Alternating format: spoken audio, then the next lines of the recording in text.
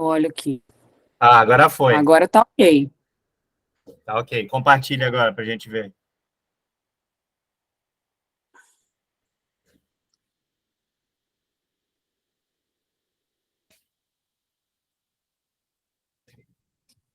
Maravilha. Show, acho que agora foi. Maravilha, perfeito.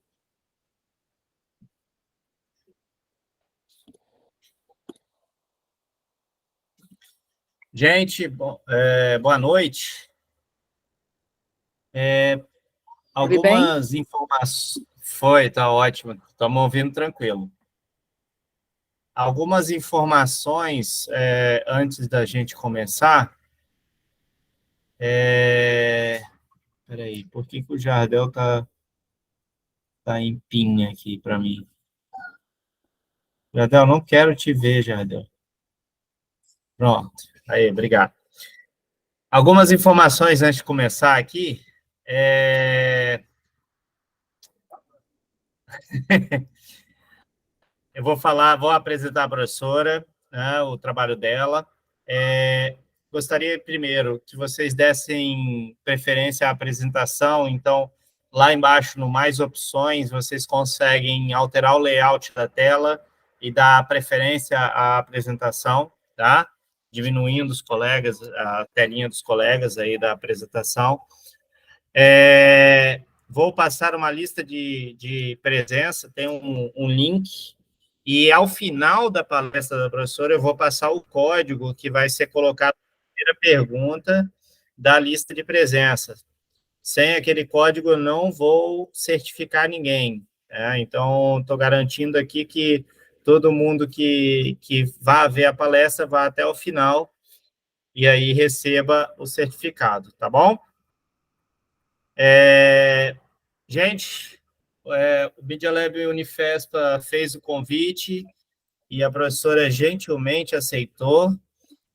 E estamos aqui dentro dessa nossa linha de pesquisa, né, que temos feito aí para ver a questão das consequências que as inteligências artificiais têm produzido, principalmente no meio artístico, além dos outros, né, impactos sociais.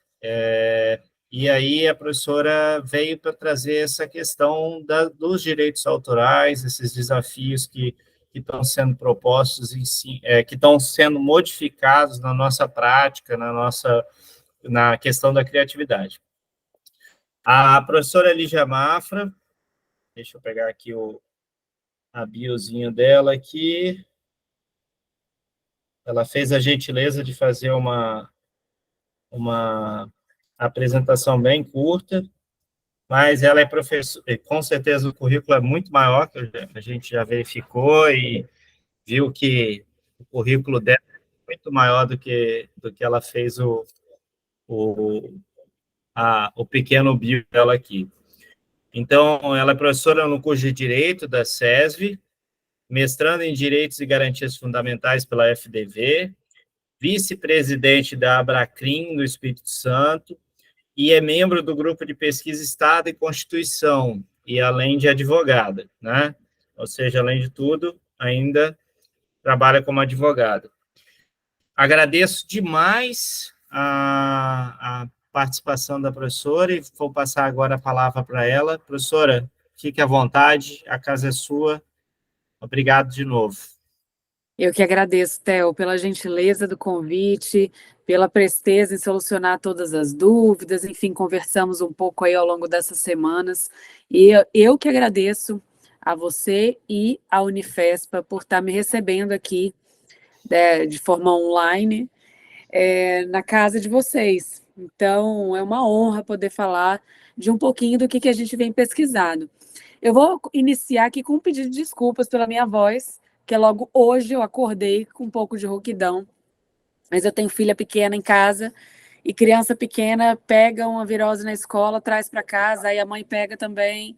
Enfim, a Sim. gente de vez em quando tem que lidar com isso. É a imunidade da criança e a nossa que vai sendo colocada à prova, né? E, inicialmente, introduzindo aí o tema que a gente vai conversar um pouquinho hoje, que é um dos temas que eu pesquiso dentro do Grupo de Pesquisa Estado e Constituição, que a linha de pesquisa é Direito e Tecnologia, que é inteligência artificial. E são vários os impactos da inteligência artificial na nossa sociedade, né?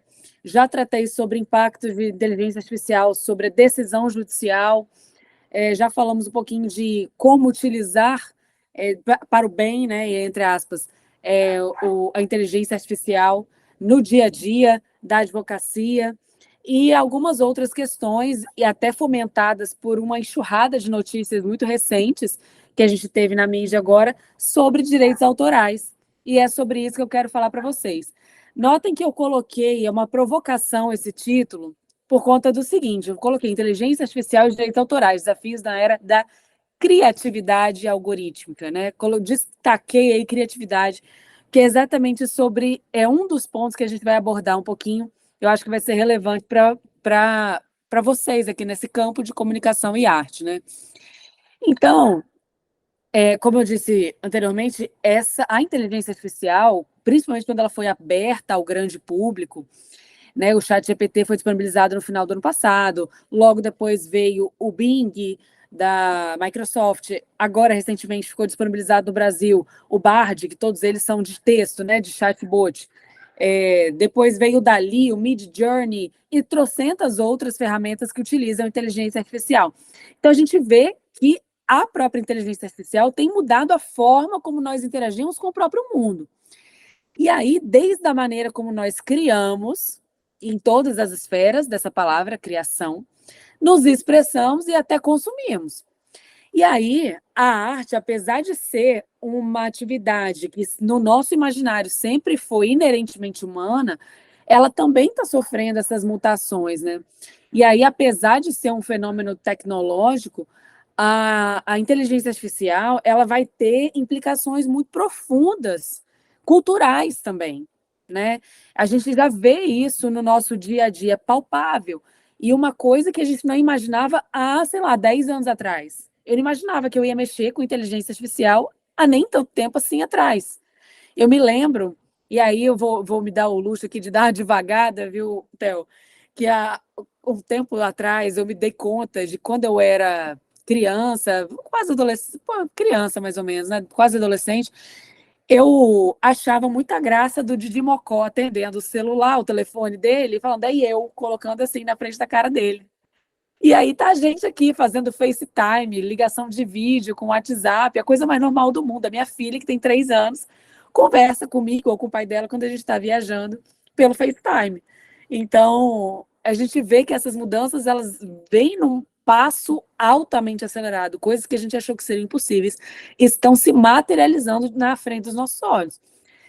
E aí, a gente pode ver que essas questões sobre inteligência artificial, que é o foco da nossa discussão aqui hoje, tem vários prós e contras, as pessoas vão falar coisas boas, coisas ruins, e aí vão ter algumas pessoas que vão dizer, olha, a inteligência artificial para os artistas é muito valiosa, porque pode ajudar eles a explorarem umas novas formas de expressão, a criar obras de arte de formas que seriam muito difíceis sair da cabeça e passar para o papel. Então, seria uma ferramenta de insight.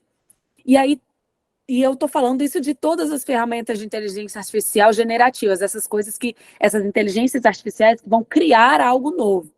Então, elas vão poder ter essa capacidade de insight. E aí, tanto para texto, imagem, música, todas as formas de expressão, de arte, enfim, tá? E aí eu posso colocar um comando para essa inteligência artificial fazer de uma coisa ultra surreal. E aí eu posso falar assim, uma floresta tropical que é toda feita de macarrão e os passarinhos são garfinhos voadores. E aí você consegue visualizar isso na sua cabeça e tem uma dificuldade de conseguir pensar isso para colocar, para transferir isso para uma imagem, por exemplo. E aí a inteligência artificial pode te dar opções de como que você poderia representar isso que está na sua cabeça. Mas, de outro lado, outras pessoas vão falar assim, olha, os benefícios desse tipo de tecnologia, ele suplanta os riscos, porque eu tenho um problema ético na utilização dessa tecnologia, já não sou eu que estou criando, né? Então, vamos evitar usar. Então, a gente tem essas duas posições. E aí uma outra coisa que também pode ser vista, uma outra questão que pode ser vista como problemática ou inovadora, então a gente tem no mesmo fato, pode ser visto de uma perspectiva interessante ou não, é a transformação do público em criador de arte. Então vai ter quem sustente que a inteligência artificial ela é capaz de democratizar a criação artística e permitir que absolutamente qualquer pessoa se torne um criador, independente das suas habilidades técnicas. Então, com ferramentas de inteligência artificial, uma pessoa, por exemplo, sem formação em arte ou design, poderia criar uma obra digital, uma obra de arte digital. Ou então uma música, né? Mesmo ele sem saber tocar, sem saber nada de harmonia, sem saber, enfim, tendo um pingo de bom gosto ali, ou de entendimento do que significa boa música ou não, enfim, também é um ponto muito subjetivo, ele pode criar qualquer coisa. E aí nesse parâmetro, nessa perspectiva de democratização da produção, eu poderia ampliar um leque de vozes, de perspectivas no próprio campo da arte, né?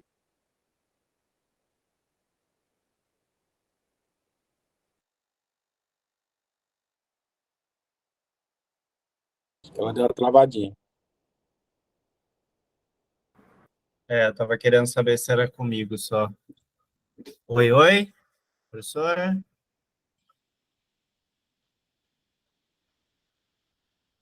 Não, a professora parou de falar, acho que caiu a ligação dela. Vamos esperar. Manda um SMS para ela aí. Deixa eu ver se ela está.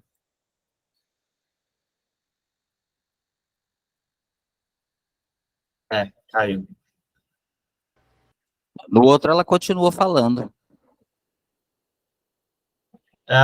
Que eu tô com a tela dela.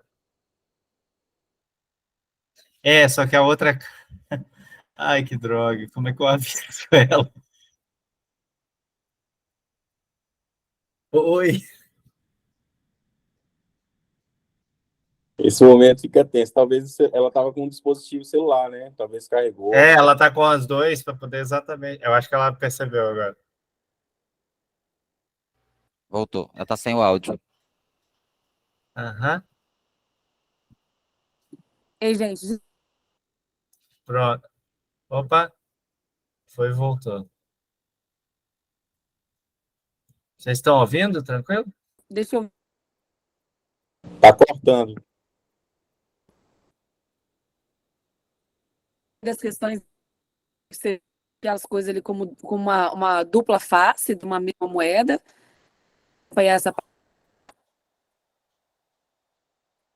da democracia. Professora, você está me ouvindo? Vocês me ouvem? Eu não consigo receber áudio de ninguém. Tá dando um Tô. delay gigante do que eu tô vendo você, o que você tá saindo, e agora tem uma outra imagem. A gente está te vendo pela câmera lateral.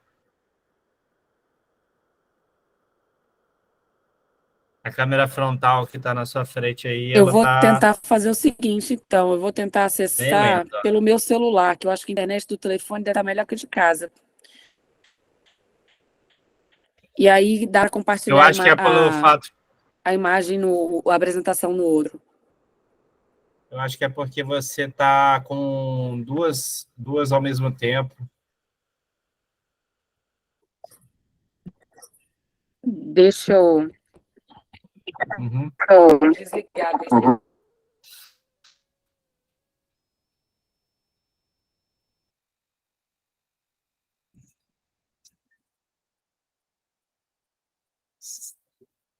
Só não estamos te ouvindo, acho que você está no mudo. Melhor agora?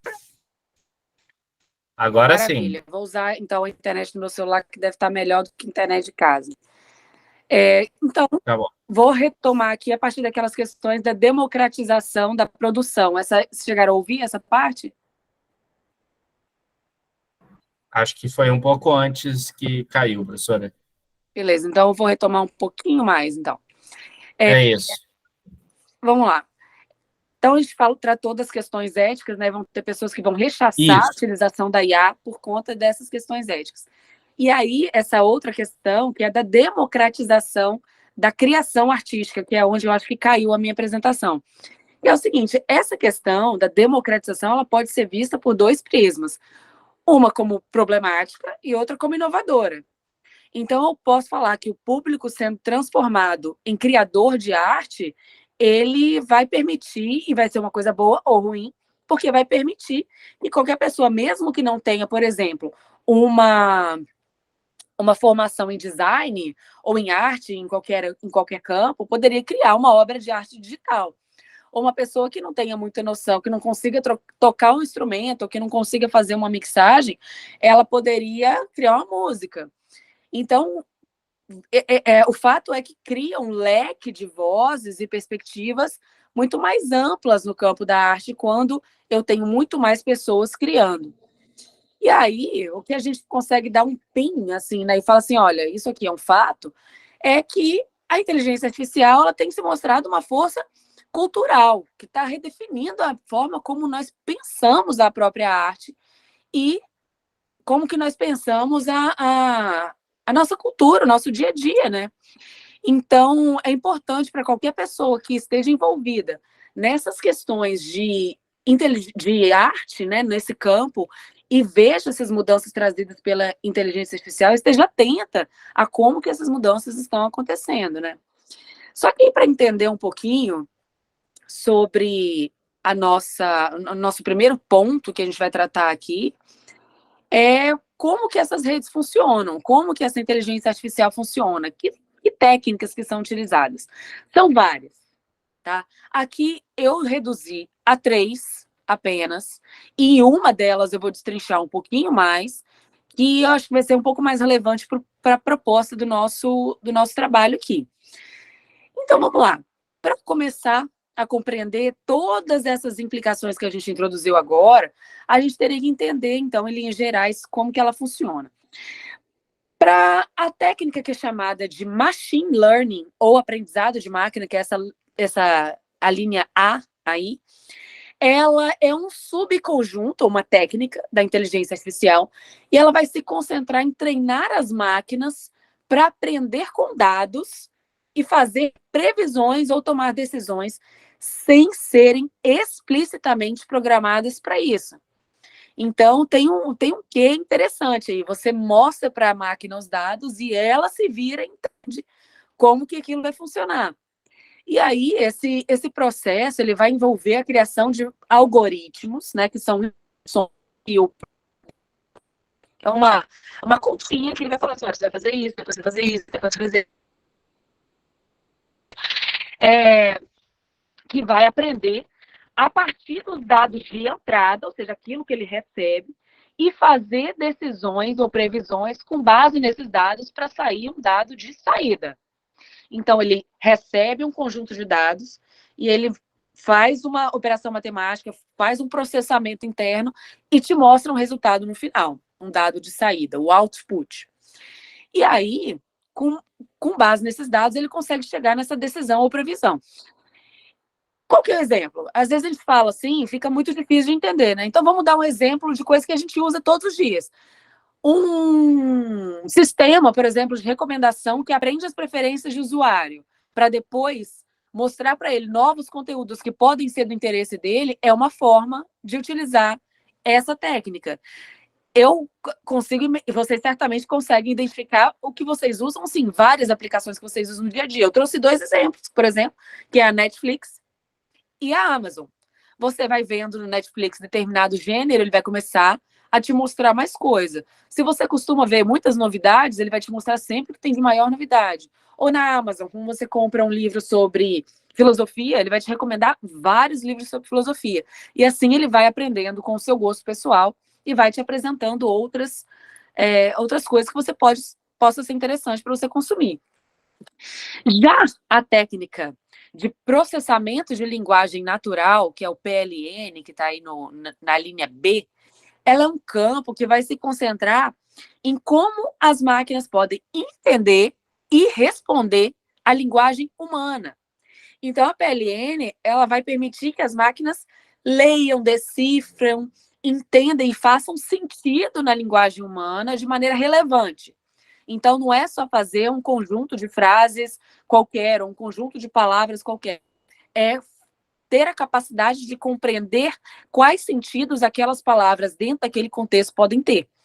Então, a PLN, além do ChatGPT, que é talvez o que mais esteja na moda agora, né? Ela é a tecnologia por trás de várias outras aplicações, até mais simples, como a Siri, a Alexa, a correção ortográfica automática. E aí, vai ter também, dentro das inteligências artificiais mais avançadas, o ChatGPT, o Bard, o Bing, e aí vão ter uma infinidade de chatbots que a gente já tem disponível hoje, né? E aí eu queria conversar com um pouquinho mais de dedicação aqui com vocês sobre o Deep Learning. E o Deep Learning é um subconjunto do Machine Learning, e ele se baseia em redes neurais artificiais com várias camadas. E aí, por isso que tem as camadas, né? Imagina que topograficamente as camadas. Por isso daí o deep, o profundo do deep learning, né? Então, essas camadas de redes neurais, elas vão permitir que a máquina aprenda de forma independente, sem ação humana, e interprete esses dados com uma estrutura semelhante de como nós, os humanos, funcionamos, interpretamos o mundo. Eu vou explicar um pouco mais de calma isso aqui com vocês, né? Vou dar alguns exemplos, fazer algumas analogias, então fiquem tranquilos que vai dar para entender. Eu sei que de cara, olhando aqui, é esquisito, mas vamos chegar lá. Mas uma aplicação que é conhecida e relevante para a nossa discussão hoje, por exemplo, é o DALL-E. O DALL-E é da OpenAI, que é a mesma dona do ChatGPT, e ela vai gerar imagens a partir de descrições textuais. O DALL-E e o Midjourney são os mais famosos que geram imagens, tá? Então, vamos tentar entender um pouquinho mais como que é essa forma de funcionamento. Essas camadas, essas unidades de processamento que eu mencionei, elas funcionam como um neurônio artificial. Então, vai ser uma única unidade de processamento individual. Então, essa única unidade de processamento individual vai fazer uma continha bem simples. Ela vai fazer uma série de ponderações sobre relevância, sobre o quanto aquele dado é bom ou não, o que eu tenho que fazer para chegar num dado de saída. Mas aí está a sacada do Deep Learning. Ela vai fazer esse dado de saída que ela fizer, de cada unidade de processamento desse, cada neurônio artificial, vai ser o dado de entrada do próximo neurônio. Então, ele vai sendo processado, reprocessado, reprocessado, conforme vai passando de um neurônio artificial para o outro. Então, cada neurônio artificial desse vai fazendo pequenas operações matemáticas para chegar no final. Então, um dado de entrada é um dado de saída, que, por sua vez, vira um dado de entrada e assim por diante. Então, quando ele termina de fazer todas as operações, ele dá uma previsão geral, uma fórmula final. Você olha, esse aqui é meu resultado.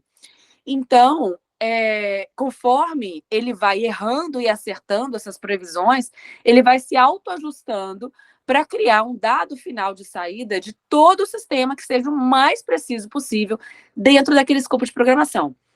A analogia sempre ajuda a entender essas questões, que é difícil a gente começar a se deparar com questões de tecnologia tão profundas, e a gente está fazendo, claro, aqui em linhas gerais. Então, as pessoas que estão aqui nos assistindo, que talvez tenham o contato maior com a técnica efetiva de informática, de programação, vão ver que é uma simplificação, mas para o escopo da nossa pesquisa que ela vai funcionar. Então, vamos de analogia. Imaginem que cada neurônio artificial desse é um trabalhador numa linha de produção. E aí, cada trabalhador desse vai receber um conjunto de instruções e precisa descobrir a melhor forma de fazer o seu trabalho para entregar aquele produtinho para o próximo trabalhador. E conforme ele vai produzindo, ele vai descobrir a melhor forma de fazer o seu trabalho.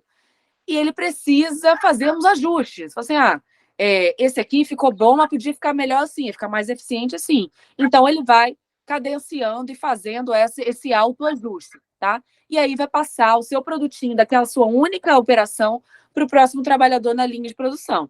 O próximo trabalhador vai fazer o mesmo e assim por diante, vai passando pelas camadas. Em determinado momento, o último trabalhador vai passar o seu produto para o gerente da fábrica. Depois de todos aqueles mini processos, ele vai pegar esse produto, tá, agora está pronto, vou oferecer para o gerente da fábrica. O gerente da fábrica vai inspecionar esse produto, a saída final, e vai fornecer a decisão ou a previsão. Quanto mais trabalhadores existem nessa fábrica, ou seja, quanto mais unidades de processamento, quanto mais neurônios artificiais existem nessa fábrica, mais eficientemente eles vão descobrindo a maneira de fazer o trabalho deles. Então, o seu produto final vai ser melhor. Só que como é que faz para treinar esse tipo de inteligência artificial? Posso ter trocentas unidades de processamento, trocentos neurônios artificiais, mas para ele conseguir fazer esses autoajustes, ele precisa treinar muito. E como que ele treina muito? Ele precisa ter acesso a uma quantidade enorme de dados. E quanto mais dados ele tiver, melhor vai ser esse produto. Quanto mais ele treina, melhor ele vai fazer o seu trabalho. E aí, como que funciona aquelas tecnologias, aqueles programinhas que eu falei com vocês mais cedo, o DALL-E e o Midjourney? Eles vão utilizar esse tipo de tecnologia, vão acessar uma quantidade brutal de informações, de imagens, para poder chegar e produzirem através de um prompt. O que é um prompt? É uma descrição de imagem fornecida pelo usuário, através de texto, você vai escrever.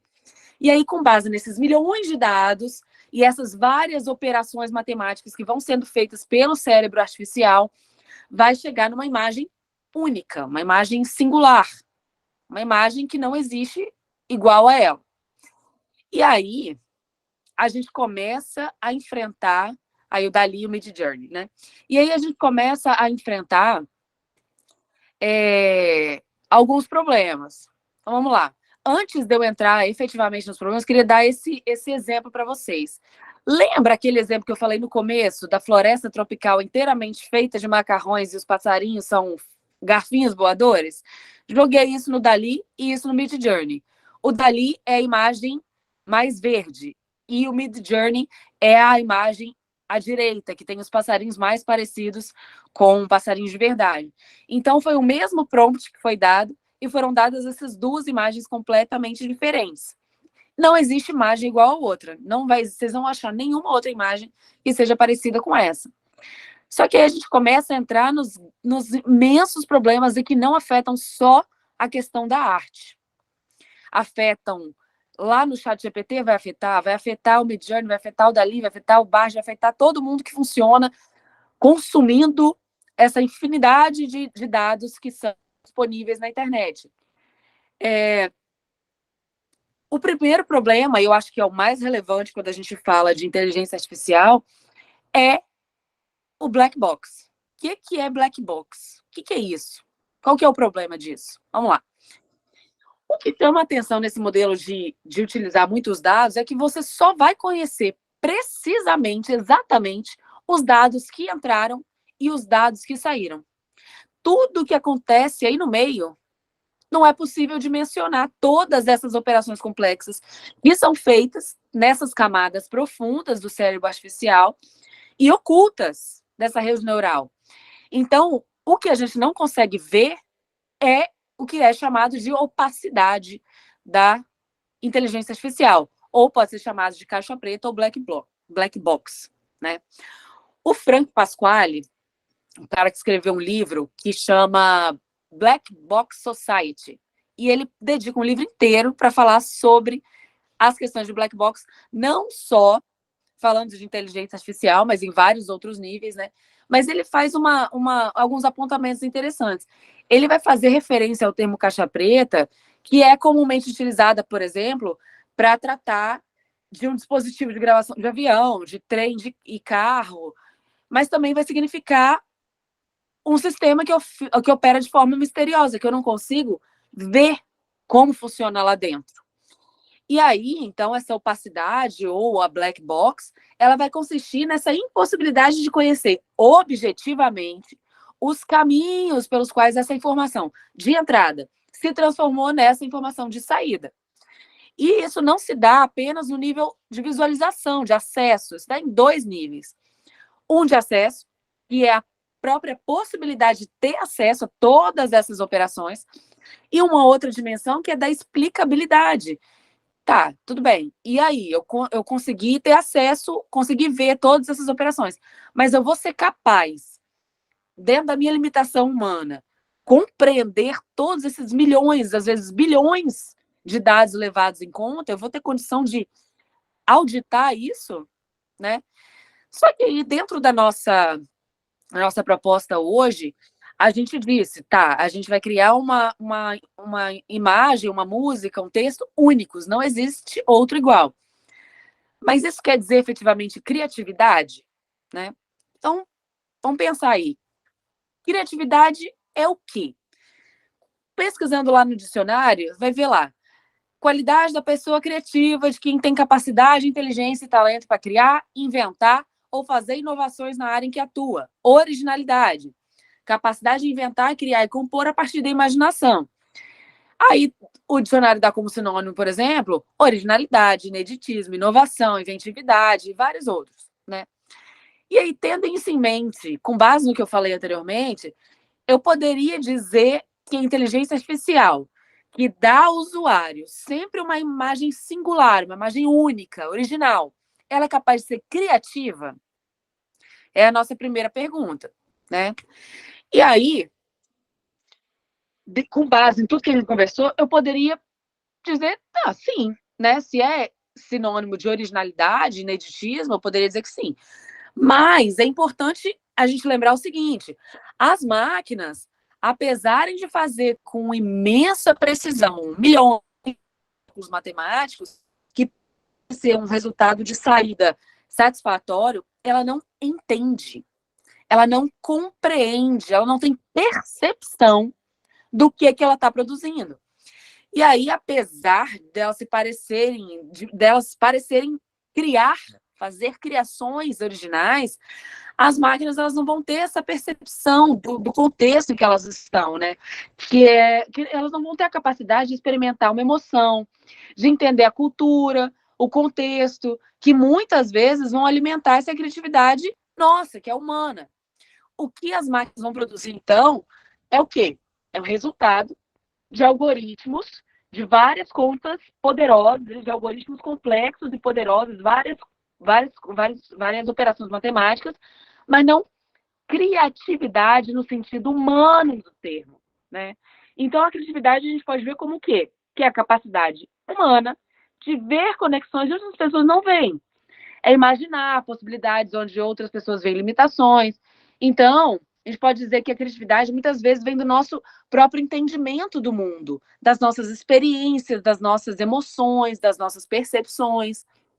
E esse tema vai ser ainda mais relevante, gente, quando se leva em consideração a própria nomenclatura enquanto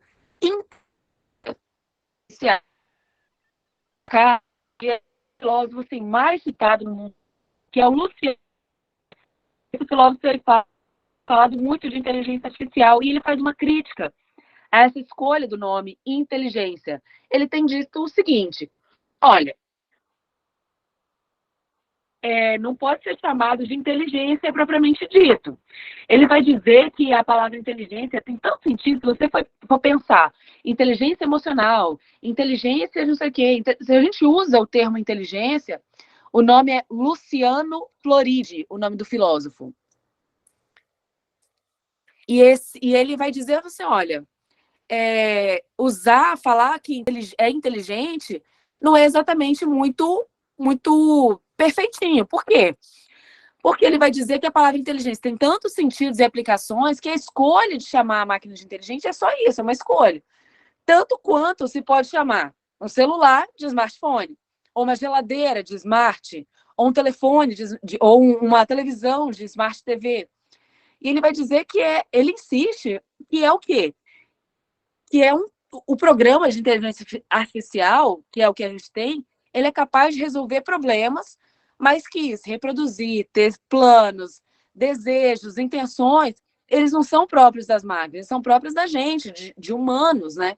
Então, se a gente fizer a opção de chamar de inteligência artificial é numa categoria de inteligência específica para esse tipo de programa, que não é comparável com nada que exista previamente, nem em termos humanos, nem dos animais, enfim, nenhum tipo de inteligência que já exista. Vai ter uma categoria de inteligência só para as máquinas. E aí ele vai dizer o que? Olha, as palavras-chave são intencionalidade e entendimento, para entender o que é propriamente inteligência ou não.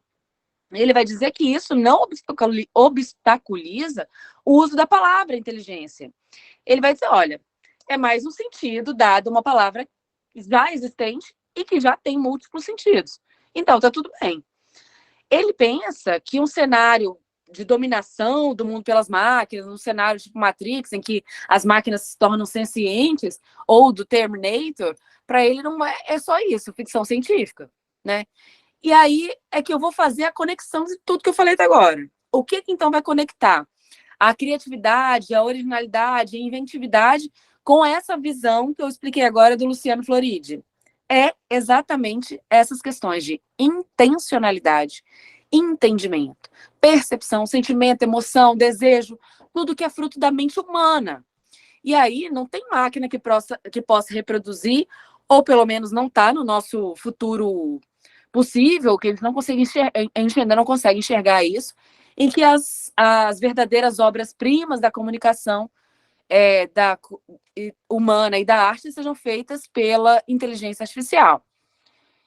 E aí a gente vai entrar num ponto, e aqui eu acabei pulando esse slide, né, de emoções e percepções, e aí a gente vai entrar no ponto central da nossa discussão de hoje, que é sobre direitos autorais e inteligência artificial propriamente dita.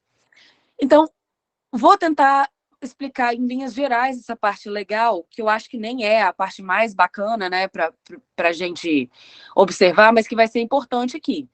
Então, o que é direito autoral? Direito autoral é a proteção legal para os criadores e as suas criações únicas.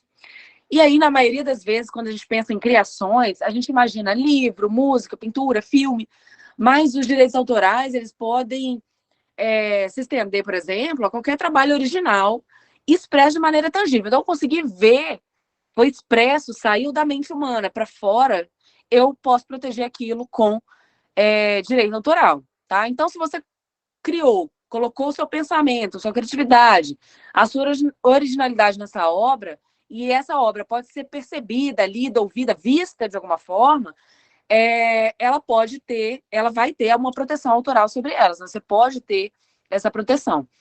E aí, na nossa legislação, atualmente, esses direitos são regulados pela Lei de Direitos Autorais, que é a Lei 9.610 de 98. Vejam a data, 98. E ela existe para proteger esses direitos autorais e todos os outros, e os autores, né? E os outros autores que estão relacionados a eles. Então, o direito autoral, para o Bittar, que é o cara que mais fala sobre direito autoral, que é o mais clássico, né? É um ramo do direito que vai cuidar dessas relações jurídicas que surgem quando uma obra intelectual ou estética é criada e usada economicamente, ou seja, quando eu vou ganhar dinheiro com ela. Isso vai incluir obras literárias, artísticas, científicas.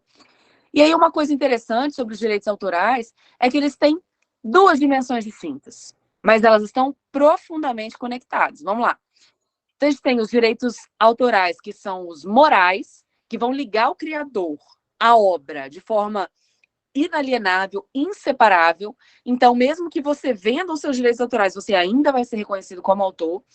E tem também os direitos patrimoniais, que aí vão permitir que você explore economicamente essa obra. Tá? Então, dentro dessa narrativa, desse escopo, a gente vai ver que essa proteção de direitos autorais ela é dirigida à pessoa física, ou seja, ao próprio autor, só a pessoa. E aí é interessante a gente entender que para que uma criação ela seja protegida por direitos autorais, ela deve ser criativa, original e ela deve estar expressa de alguma forma. Esses três são os requisitos da lei, tá? Então, criatividade, originalidade e expressão, ou seja, materialização de alguma forma. Então, uma ideia que está na sua cabeça, antes de ser expressa de forma tangível, ela não é protegida, ela é só uma ideia. E aí, para que serve, ao fim e ao cabo? Os direitos autorais eles vão ser essenciais para apoiar uma economia criativa, para incentivar mais pessoas a criar, sabendo que esses seus direitos estão sendo protegidos. Então, é um equilíbrio muito delicado entre proteger os interesses dos criadores e, ainda assim, permitir que a sociedade em geral se beneficie dessas obras criativas. E aí a gente começa a enfrentar os problemas. Assim, tá, beleza, conceito bonitinho. Mas a gente vai começar a pensar nessa legislação, que a gente tenta transportar ela durante 25 anos. Então, a legislação que é de 98. E diante dessas tecnologias que são tão disruptivas, que há pouquíssimo tempo atrás a gente nem imaginava que ia ter acesso, a gente está tentando fazer essa adaptação, né? Adaptar essa lei tão antiga a uma nova realidade. E aí, retomando ainda uma questão de ser requisito para a proteção legislativa atual, a condição de pessoa física, já se poderia dizer que, quando a obra é feita com auxílio de inteligência artificial, a plataforma não poderia requerer tais direitos, porque ela não é uma pessoa física, né? E aí a gente pensa, tá, mas e o programador? O programador, ele pensou naquele algoritmo, pensou em como que aquilo ia chegar no resultado final, mas ele também não poderia ser destinatário desses direitos, por várias outras questões, mas a principal é porque ele não tem a intencionalidade de contribuir com aquela obra específica. Então, a gente precisaria, assim, em última análise, ver se apenas com aquele prompt, apenas com aquela descrição de imagem, aqui para o meu exemplo, dado pelo usuário, vai ser o suficiente para cobertar o usuário com o direito autoral daquela imagem produzida. Então, gente, vai ter gente que vai dizer o seguinte: dada essa opção personalíssima da legislação, o usuário seria o destinatário da proteção legal, já que ele utilizaria a inteligência artificial só como ferramenta. Mas essa visão também pode criar vários problemas grandes, porque o programador, mesmo sem essa intencionalidade, ele imprime na sua assinatura nesse programa, em como que ele se apresenta no produto final, né? Mas aí a gente vai ter uma questão que faz nascer algumas outras discussões sobre o uso da inteligência artificial. Os maiores programas que funcionam com inteligência artificial, eles são oriundos de grandes empresas privadas. Então, a vontade do programador, na verdade, é a vontade dessa empresa, que, segundo a legislação, não pode ser destinatária de direitos autorais. Então, a gente começa a fazer um looping aí para ver quem é quem nessa história. Só que aí a gente começa a voltar. Assim, tá, não pode ser pessoa física, mas a gente tem que ter alguém que seja destinatário daquela obra, mas a gente está tentando adequar uma legislação antiga numa realidade totalmente nova, que tem criado mais antinomias, mais coisas bizarras, né, do que soluções efetivas. Então, a gente precisa pensar em opções legislativas a esse respeito, né, levando em conta todas essas questões éticas que estão relacionadas ao uso de inteligência artificial. E aí tem um caso recentíssimo, ultra interessante, que é a decisão que o USCO tomou recentemente lá nos Estados Unidos. USCO quer dizer US Copyright Office, é a autoridade que vai lidar com os assuntos de direitos autorais nos Estados Unidos. E eles declararam, muito recentemente mesmo, foi assim, semana passada, semana retrasada, que a produção desses materiais que não exigem a criatividade humana, ou seja, não é o homem que está efetivamente criando, pensando naquela imagem, ou naquela música, ou naquele texto, ela não vai ser protegida por nada. Então, como ela não exige criatividade humana, que é o elemento-chave para garantir direitos autorais, eles vão dizer, assim, tá, o usuário ele só coloca lá uma descrição. O programa, por sua vez, vai só realizar instruções dadas pelo usuário. E aí, então, para eles, essas obras não vão ser consideradas, elas vão ser consideradas desprovidas de direitos autorais. Então, ninguém é dono delas. Qualquer um pode usar, né?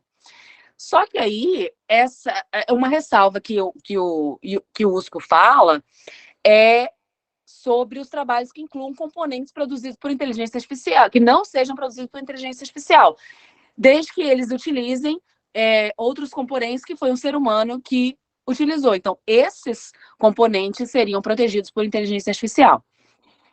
E aí, a gente começa a interconectar aquelas questões que a gente falou um pouco mais cedo. Quando a gente fala de treinamento, essa questão de direito autoral ganha de novo relevância. Por quê? Quanto maior a quantidade de dados de treinamento, maior a precisão do resultado, certo? Certo. Dito isso, a gente precisa analisar que várias obras protegidas por direitos autorais estão disponibilizadas para treinamento dessas máquinas. Então, mas eles não são, os autores não são remunerados por esse treinamento. E ainda por cima, a gente pensando numa sociedade em que tudo é imagem, tudo é vídeo, tudo... Enfim, a gente consegue ter acesso a quase tudo pela internet, a gente começa a ter dificuldade da proteção desses direitos, né? E aí a questão vai se complicar um pouquinho mais quando a gente pensa em treinamento, direitos autorais e opacidade. A gente pensou lá na Black Box. Por quê? Quando uma obra é protegida por direito autoral, ela está sendo usada para treinamento sem a devida remuneração. Mas como que vai ser possível saber, dada a opacidade, dada a questão da Black Box, qual obra, em que dimensão ela foi usada pela inteligência artificial para sair aquele dado de saída, né? É impossível. Não dá. Se a gente não consegue nem acessar, é simplesmente impossível.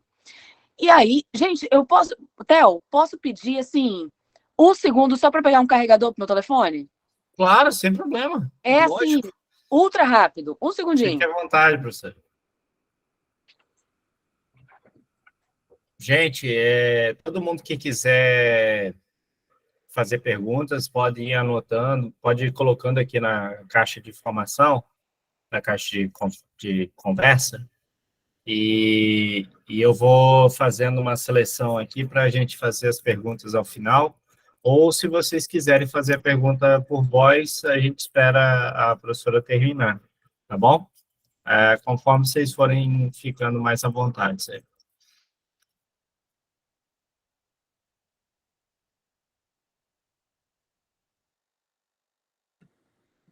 E vocês conseguem me ouvir daqui? Meu acabou perdendo a bateria total.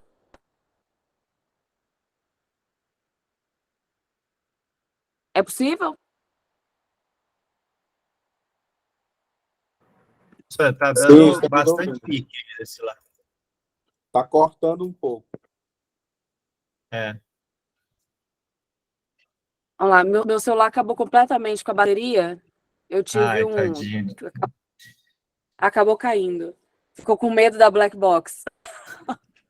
Deixa eu voltar lá para a apresentação. Vamos lá.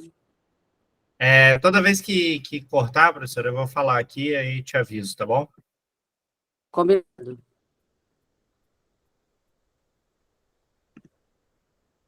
Vamos lá.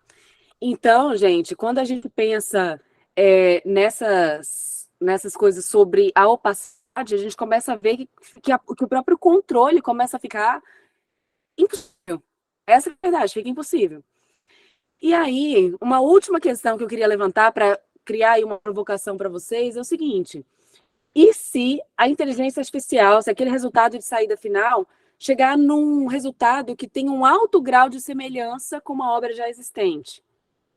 Porque você pensa, quando ela é feita de cálculos matemáticos, é plausível que em algum momento, com a produção ali em série de várias imagens, em algum momento ela apresente alguma coisa que seja muito parecida com uma obra que já existe e é protegida por direito autoral. E aí, eu vou cobrar esse direito autoral de quem? Né? Quem que vai pagar esse direito autoral? Vai ser o usuário que deu o prompt? Vai ser a empresa? Vai ser o programador? Vai ser quem? E aí a gente começa a se debater com as questões que são esses desafios que eu mencionei, né, que a gente precisaria enfrentar aí enquanto sociedade. Eu trouxe um plus aqui no trabalho para vocês, e aqui a gente já está se encaminhando para o fim, que é sobre o direito de imagem, o consentimento e a privacidade, e a questão da finitude da vida. Por quê? Na semana passada, teve uma enxurrada de coisas muito relevantes para esse campo, né? Então, olha só, no dia 13 de julho, hoje é 18, a gente viu ali a confirmação de uma greve geral lá pelos atores e os roteiristas de Hollywood. Por quê? que eles estão dizendo, e essa é a primeira em 63 anos. Então, eles vão dizer assim, olha, nós somos contra uma proposta dos estúdios que está querendo obter direito de propriedade sobre a minha imagem, sobre a minha voz, para que as imagens e as vozes dos atores pudessem ser replicadas pelos estúdios, sem a participação deles, sem a atuação deles. E aí é curioso, e aí, por coincidência ou não, a Netflix soltou recentemente agora a última temporada de Black Mirror, e o primeiríssimo episódio é Joan is Awful. Nessa história, não vou dar spoiler, mas a vida da Joan é retratada, e ela é uma pessoa comum, e ela começa a ver no streaming, no Netflix, a vida dela sendo retratada. E aí ela vai ver que a pessoa que retrata ela cedeu os direitos da voz e imagem dela, que não é exatamente aquela pessoa retratando a vida dela, aquela atriz, ela não está verdadeiramente fazendo aquilo. Aquilo foi feito por inteligência artificial. Então, é curioso, né? Não sei se era uma informação privilegiada aí que a Netflix soltou, mas o fato é que a semelhança é brutal, né? Com o problema que o pessoal em Hollywood está enfrentando, né? E aí, quando a gente pensa sobre isso, a gente pensa assim, pô, o Joe Exoffon tem um desfecho muito futurista. De novo, não vou dar spoiler para quem quiser olhar, mas ele vai fazer uma crítica aí muito plausível sobre esse poder que grandes corporações vão ter, grandes corporações de mídia, streaming, enfim, teriam sobre a utilização da imagem das pessoas, né? Das imagens, da voz, enfim, dos dados, da vida dessa pessoa. E aí, pensem no seguinte, quando os dados da imagem, de voz, de áudio, etc., vão ser cedidos através desses contratos, para que eles sejam feitos, enfim, situações completamente inéditas, que aquelas pessoas nunca participaram, o que eu faria com os dados após a morte deles? Né? Eu teria que incluir uma cláusula de encerramento aí da utilização, ou a família poderia autorizar? O morto pode vincular a sua imagem após a morte, suplantando o direito à família? Então, a gente começa a se debater com questões interessantes. A Volkswagen, que é essa segunda bolinha aí, que é a carinha da Elis Regina, e que não é ela aí nessa imagem, né? A Volkswagen recriou, fez um dueto ali entre a Maria Rita e a Elis Regina, que elas nunca fizeram, né? A Elis Regina chegou a gravar essa música como os nossos pais, mas nessa situação ela nunca gravou esse vídeo, ela nunca fez um dueto com a filha dela. Então ela essa imagem ela foi usada já com Elis Regina falecida, ó, há muito tempo via inteligência artificial. E vários questionamentos foram levantados, vários, que foram assim, desde o debate ético da utilização dessas imagens de uma pessoa falecida, de resguardar a memória da família, e passou até pela descontextualização da utilização da música, do Belchior, que foi feita naquele contexto da ditadura, enfim, não foi feita por uma propaganda nesse contexto, enfim, né? O Belchior não fez como nossos pais dessa forma. Aí vai ter sobre esse fato especificamente, a Gisele Begelman. Ela é professora da FAUSP, que é da Faculdade de Arquitetura, né, e Urbanismo da USP. E ela publicou um artigo recentemente no site Zoom, que é intitulado O Deepfake de Elis Regina e as Fantasmagorias das IAs. E ela levantou um debate interessante sobre essas tecnologias, elas estarem vivendo e revivendo um sentimento de retorno ao passado, né?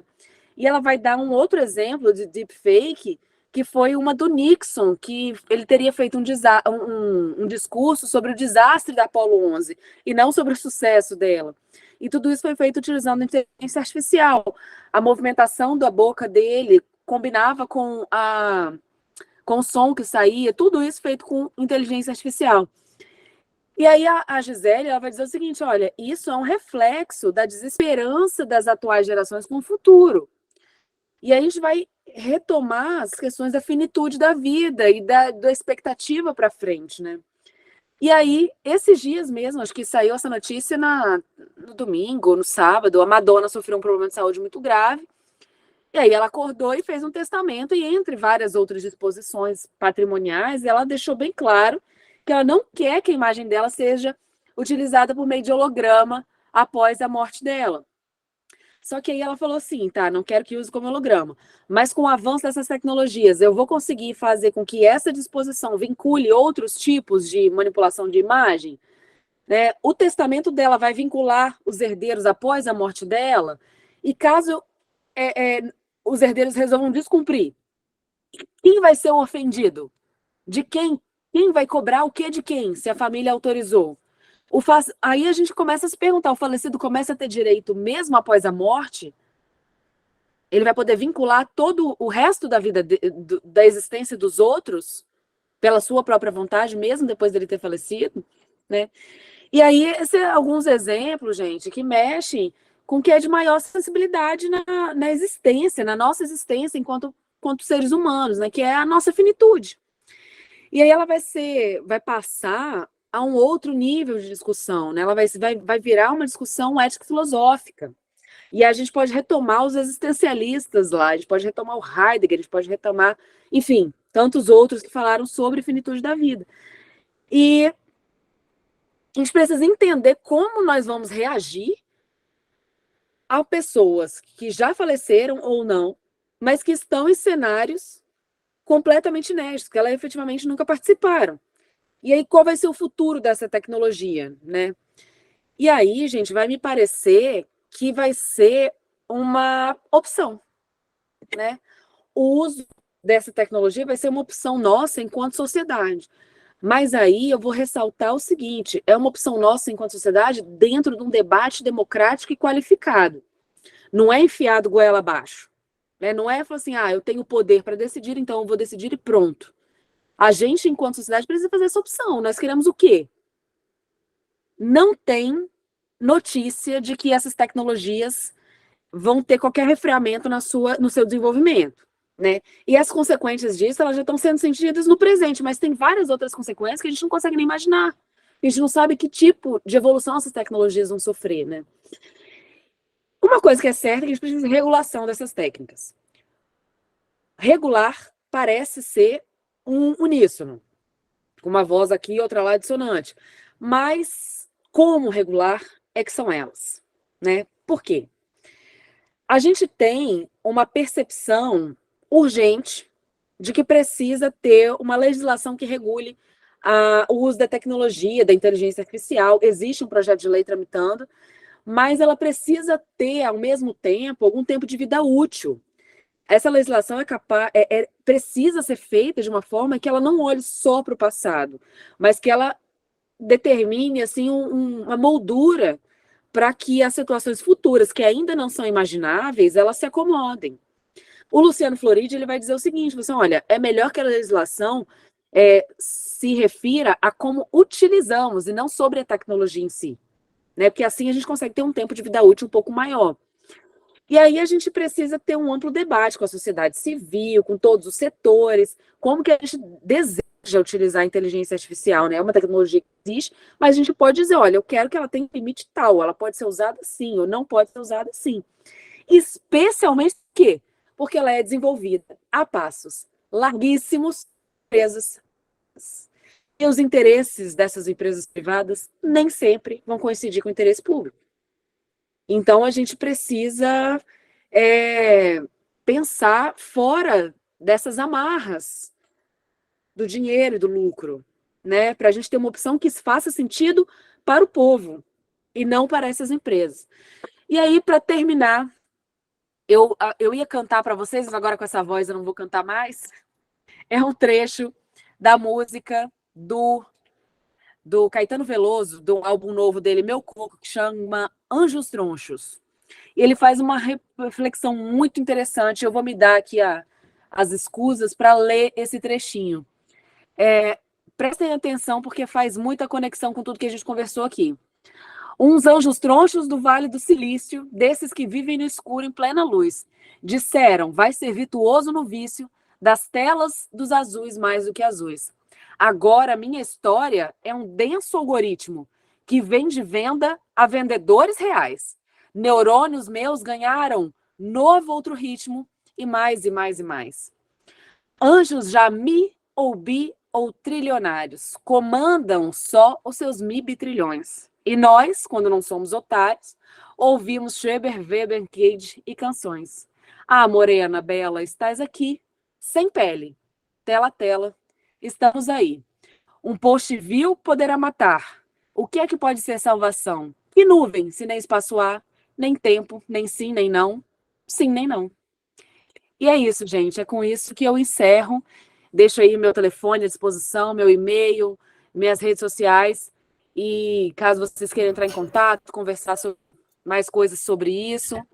E foi um prazer conversar com vocês. Peço desculpas aqui pelo alongado da hora. E agradeço a Unifesp, agradeço ao TEL. Obrigada. Professora, muito fantástico, eu não sei, maravilhoso mesmo, obrigado mesmo.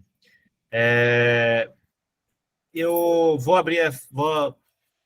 Ramon, depois eu passo para você, deixa eu primeiro abrir a discussão.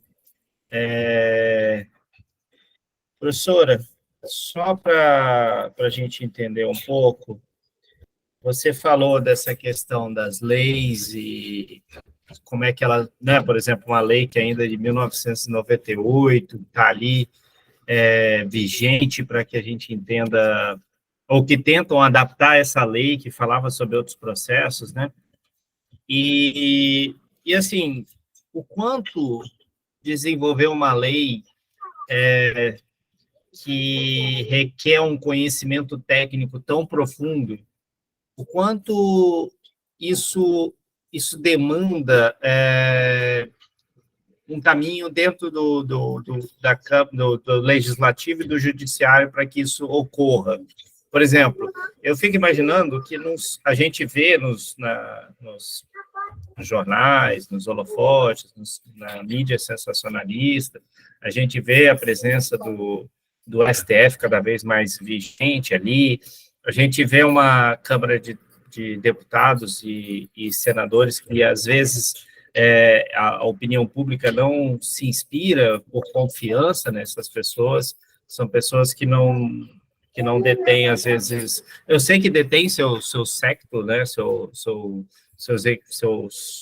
seus colaboradores que ali ajudam eles, mas, assim, nós sabemos que a universidade muitas vezes é deixada de lado, os professores pesquisadores não são envolvidos nesses processos, o próprio papel de pesquisador no Brasil, ele não é reconhecido como uma profissão específica, né? Você tem que ser ligado a uma universidade, instituto de pesquisa para ser considerado pesquisador. Você não pode trabalhar, por exemplo, um instituto particular como pesquisador apenas, você teria que estar trabalhando como professor.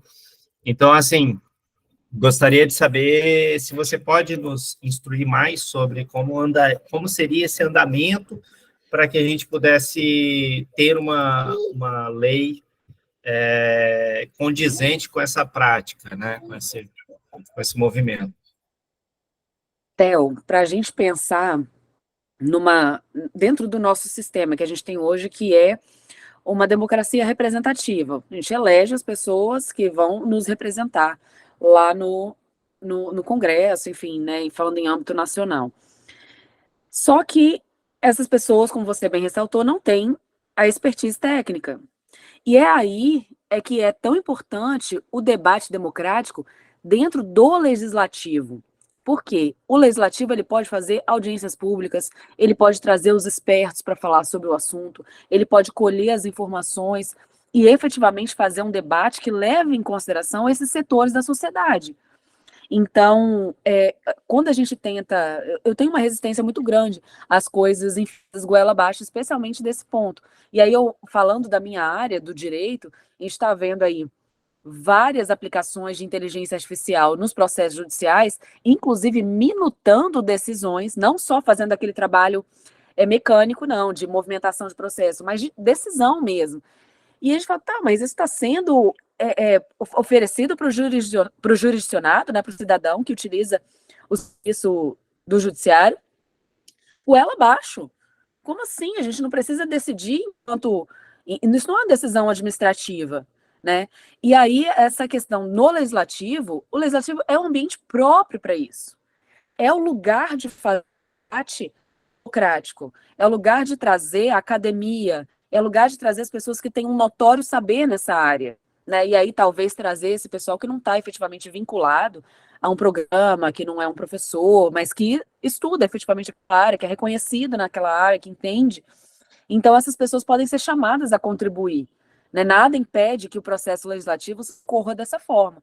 Então, para produzir uma lei que seja capaz de atender aos anseios da população de uma forma e que ela seja duradoura, que eu acho que é o ponto principal nessa questão, porque a gente já não é mais capaz de legislar olhando para o que aconteceu, para regular coisas futuras, porque as coisas futuras já são muito diferentes, muito disruptivas. Então, a gente precisa, sim, precisa de pessoas da tecnologia, pessoas do direito, pessoas da sociedade, o destinatário final daquela tecnologia, né? Enfim, o jurisdicionado, por exemplo, ou o consumidor de arte, ou o consumidor em geral, porque a inteligência artificial também está presente na forma como nós consumimos. Talvez esteja mais voltado para isso do que qualquer outra coisa, né? Sempre voltado para o consumo, numa sociedade de consumo. Então, eu acho que é por aí, mais ou menos. Obrigado, professora. Eu tenho outras perguntas aqui, mas eu vou deixar passar aqui, aí depois a gente retoma. Ramon, por favor, pode fazer o uso da palavra.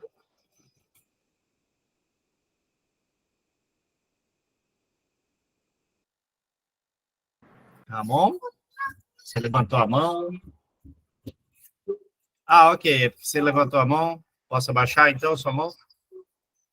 Ok, valeu. Professora, tem uma outra questão também que fica muito pertinente quando a gente vê essa situação ocorrendo. É uma coisa que eu vivenciei durante o período em que eu vivi na Alemanha, a diferença de comportamento do alemão, especificamente, e do brasileiro em relação ao domínio de seus dados pessoais vinculados via internet, né? Eu não digo que o deles é totalmente correto, porque eles têm uma visão extremamente distópica, né, do uso que aquelas informações vão ocasionar. Eles são extremamente paranoicos com aquilo tudo, tipo, a cidade não possui câmeras, a não ser nas estações bem públicas, nas estações de metrô, casas, edifícios não podem possuir câmeras para ver se seus moradores, quem é que está entrando, quem é que está saindo. Então, assim, há um sacrifício da segurança pública em relação à segurança individual. Nesse ponto, me leva à questão de que, várias vezes, o nosso comportamento padrão de acessar um serviço ou um aplicativo novo, software novo, é de não ler aquele texto gigante que é apresentado no início, que é o termo de uso, né? Assim, eu particularmente, apesar de ser um pesquisador na área e tal, eu não leio. E considero que provavelmente quase 90% ou mais provavelmente não deve fazer uso, não deve fazer leitura daquilo. Não há nenhuma, assim, eles utilizam desses, tipo, no Google, é na hora que você aceita seu e-mail no Google, é a hora que você, durante a pandemia, o Google tomou frente de quase todas as universidades federais públicas no Brasil, pelo menos no Brasil. Isso na América Latina também. Então, assim, o Google universitário, né, o Google acadêmico universitário, aquele pacote que eles fizeram, ele permeou, eles aproveitaram a pandemia, e a gente sabe que é com esses dados que eles fazem o processo de deep learning, né? Então, assim, não há nenhum pensamento jurídico em cima da democratização, da visualização desses termos de uso, sabe? Que eles sejam tal como rótulos de produtos alimentícios, que tem que aparecer lá os dados específicos, né, para tomar decisões. Eu vou retomar aquele trechinho da música do Caetano. A minha vida é um denso algoritmo que vende a venda a vendedores. Opa, falhou. Os alemães. Opa, tá me ouvindo? Parou no trecho do Caetano. Não, eu citei aquele trechinho, né? Minha vida é um denso Sim. algoritmo que vende a vendedores reais. Eu não lembro exatamente qual que é o trecho. Mas Sim. algo assim. Eu não sei em que medida, Theo, os alemães são tão paranoicos assim. Por quê?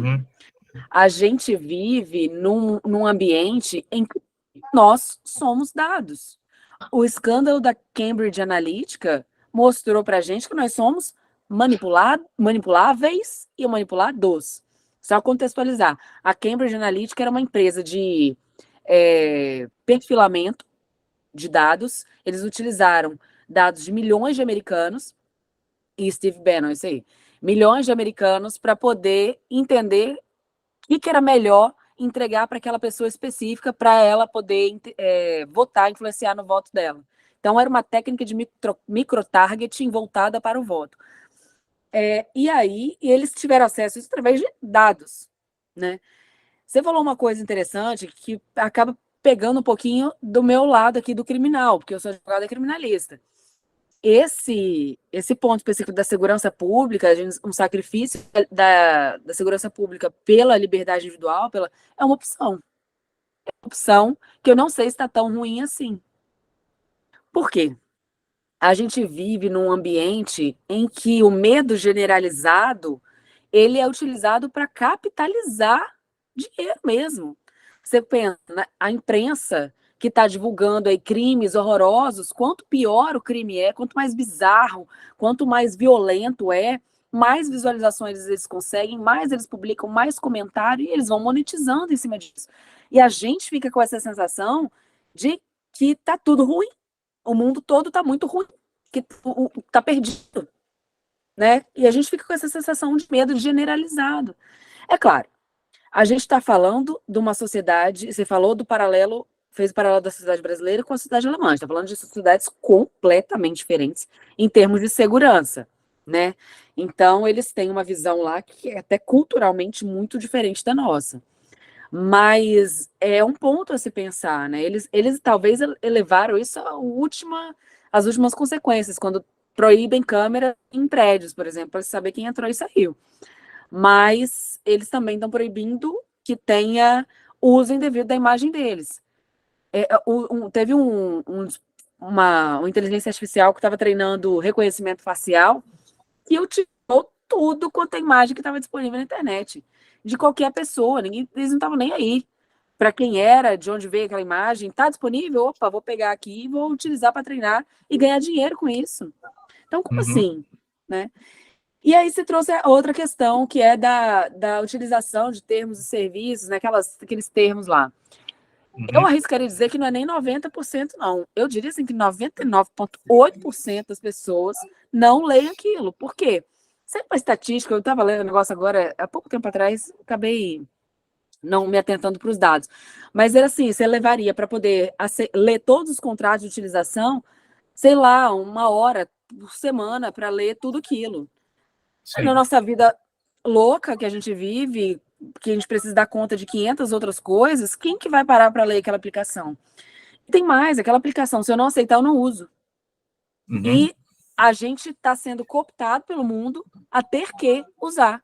Sem a minha conta do Google, eu não poderia estar fazendo essa apresentação aqui agora. Então, eu tive que aceitar os termos e condições de uso do Google para poder usar o Meet. Então, é muito complexa essa situação, até pelo âmbito do direito do consumidor. Mas aí, quando a gente olha pelo lado do direito do consumidor, a gente vê que essas empresas, elas não estão nem aí. Elas não estão nem aí, porque elas são, na verdade, uma um estado deles mesmos. Você pensa, eles têm um faturamento maior que uma imensa parte do mundo tem em PIB. Eles podem se dar o luxo de simplesmente não cumprir uma ordem judicial, por exemplo. Sim. Aconteceu aqui no Espírito Santo, muito recentemente, foi semana passada, a gente estava discutindo isso dentro da Abracrim. Um associado advogava num processo, olha só que coisa louca, um associado trabalhava num processo que foi digitalizado. Esse processo o crime apurado era de armazenamento e distribuição de imagens de pornografia infantil. As provas foram coletadas pela polícia e foram armazenadas no sistema da polícia. E aí esse processo veio para o judiciário e ele foi digitalizado. Nessa digitalização foi digitalizado tudo. Tudo que era papel, prova, tudo, processo completo, para a defesa do cara, né, ter acesso para poder dizer o que pode, o que não pode. E aí, o rapaz, o judiciário colocou isso num link do Google, todos esses materiais colocou no link do Google e passou para ele. Ele foi lá, clicou no link, fez o download do processo e todas as provas. Resultado, a conta do Google dele foi bloqueada sumariamente porque violava os termos de uso e condições ele ter aquelas imagens lá. Na audiência foi advogado do Google. A agência de conciliação numa obrigação de fazer para o Google desbloquear a conta do cara, para ele poder trabalhar, para ele ser advogado. Ele, não, eu não vou... Eu tinha ganhado liminar para eles liberarem. E aí o Google falou assim, não vamos liberar, não. Eu, advogada do Google, né, naquele caso específico, eu também estou sujeita a isso. O Google não vai fazer acordo, o Google não vai liberar. Não, então vamos colocar a multa diária, não importa, a gente não vai liberar. Então, o que a gente vive, na verdade, e aí sobre a perspectiva do Cédric Durand, é... Olha, a Siri me ouvindo, ó. O que a gente vê sobre a perspectiva do Cédric Durand é que a gente tá tendo um retorno a um modelo pré-moderno de sociedade. A gente está voltando ao que era o feudalismo, mas pela tecnologia. Ele vai chamar isso de tecnofeudalismo, porque essas empresas têm um controle tão grande, maior do que muitos outros estados, inclusive em termos econômicos, que a gente nem consegue disputar com eles. Estado nenhum tem vez com eles. Então, a gente precisa pensar nisso, né? Enquanto sociedade, o que nós queremos? Nós vamos nos sujeitar a isso? Né? Nós vamos querer um Estado que não seja capaz de bater de frente com o interesse privado, quando o trabalho do Estado é o interesse público, enquanto eles só se preocupam com o que eles têm a ganhar? Então, acho que passa por essas questões, né? Esse tecnofeudalismo, inclusive, é a capa do MIT Review, né, dessa última edição. Eu estou ansioso para poder botar a mão nessa revista também. Não tem em português o livro, mas tem a tradução em espanhol. É um livraço, mas é bom. Professora, a gente ainda tem tempo? Está tranquilo? Podemos perguntar mais? Eu estou completamente à disposição de vocês, Theo. Então, tá bom. Fala, Dirley, fique à vontade. O Itaí também depois. Boa noite a todos, todas. Boa noite. Boa noite. Primeiramente, parabéns à professora Lígia, né, pela excelente explanação. Também estou um pouco rouco, tá complicado falar aqui. Um ponto que foi colocado, chamou muito a minha atenção, que a Lígia falou a respeito do interesse das empresas privadas, né, que tudo fica, no fim das contas, relacionado ao interesse das empresas privadas. E eu pensei muito na questão do interesse das editoras, no que diz respeito à questão das traduções. Eu trabalho com tradução também, sou tradutor literário, e no campo, sou da área de letras, né, e tem um mito antigo, assim, quem trabalha na área de letras, principalmente tradução, que antigamente, nos anos 90, usava-se muitos textos do Paulo Rone, que é um teórico brasileiro, húngaro brasileiro, que foi um dos primeiros a falar sobre tradução. Aí tem um texto dele famoso, dos anos 50, que é A Máquina de Traduzir, ele já previa, né, a criação no futuro de máquinas tradutórias, né, tradutológicas e tal. Mas aí lá ele falava isso, que o tradutor jamais vai perder o emprego, o seu status, porque o tradutor humano, ele tem criatividade, ele tem, ele consegue ter coisas, né, o bem humanas, como segundas intenções e tudo mais. Bom, aí, pensando na questão das editoras, hoje qual é a realidade? A gente percebe que, na nossa área, a gente discute muito isso, que o uso dos tradutores eletrônicos tem sido muito comum nas editoras, porque isso reduz custo, né? E os tradutores, desde sempre foram muito maltratados pelas editoras, né? Paga-se mal, muitas horas de trabalho e pouca remuneração. Então, se puder eliminar esse trabalho para as editoras, as grandes editoras, melhor ainda. E o que a gente tem percebido é isso, que algumas obras têm sido traduzidas com o uso dessas ferramentas, e, na verdade, o tradutor está quase que fazendo um serviço de revisor de tradução eletrônica.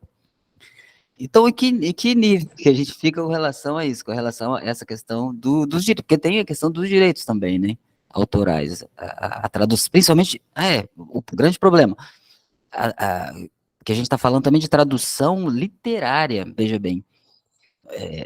Por quê? Porque tem alguns romances, principalmente esses romances norte-americanos, esses best-sellers, né, eles são muito denotativos, assim, quase que não exigem muito trabalho artístico, vamos dizer assim, né? Então a tradução eletrônica fica mais fácil. Então foi muito interessante quando você falou isso, que eu fiquei pensando na hora sobre esse problema, né, da questão dos interesses. Se a gente depender dos interesses das editoras...